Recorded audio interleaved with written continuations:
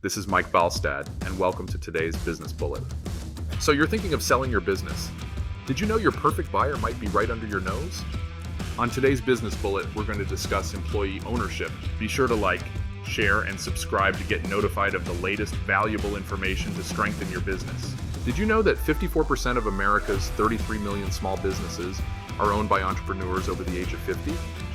Of those, half that were surveyed indicated that they wanted to be out in 5 years or less. That means over 9 million businesses potentially hitting the market over the next 5 years.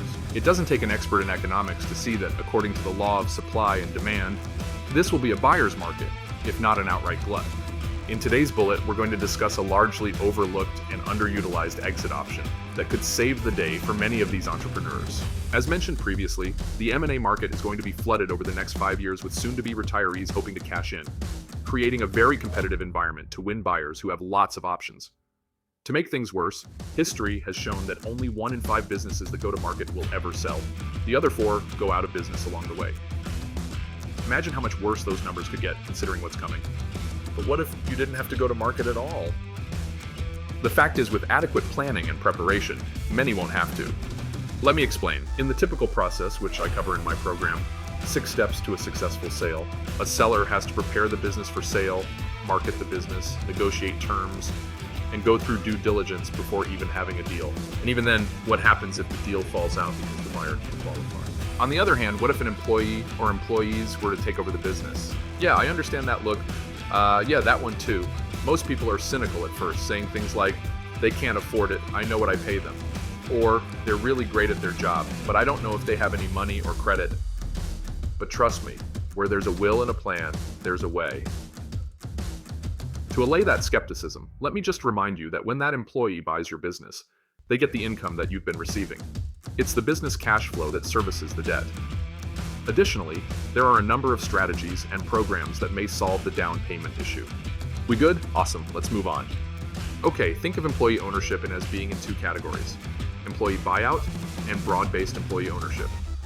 An employee or management buyout is like any other third-party sale, only you know the parties. It can make the difference with the lender as well. This is because the employees in question have a proven track and experience not just in the industry, but in the business in question. They already know the customers, the vendors, and the market. This reduces the risk of an unsuccessful transition in the eyes of the bank. Broad-based employee ownership, on the other hand, is where stock is voluntarily granted to employees, or an entity purchases the business on behalf of the employees. The latter category is made up of 3 primary forms: ESOP, co-op, and EOT. We aren't going to go into the complexities, performance benefits, and potential tax benefits here, just a simple direction of each. To learn more about them in detail, wait until the end for an opportunity to do just that. An ESOP, or Employee Stock Ownership Plan, is an employee retirement plan where all, or at least a great majority of assets, are stock of the employer. In this case, the retirement plan's trustee and will most likely pay market value. While the trustee can't approve a purchase for greater than the fair market value, an eligible company can be sold to the plan and benefit the employees who helped build the company in the process. A worker cooperative is a company that's owned on behalf of current employees and managed democratically, where each worker has 1 vote, and each shares in the profits in the company in accordance to their patronage, how much they work. Employee ownership. Trusts, in most basic terms, are trusts created by exiting business owners and are embodied with instructions on the terms of operation of the company once ownership moves to the trust. These trusts are often structured to function in this way in perpetuity. So, what are the takeaways? It's a crowded and competitive market if you're considering the sale of your business in the next 5 to 10 years. Employee ownership may be a way for you to not only avoid that chaos, but to benefit the employees who helped you to enjoy success and possibly enjoy some tax benefits as well.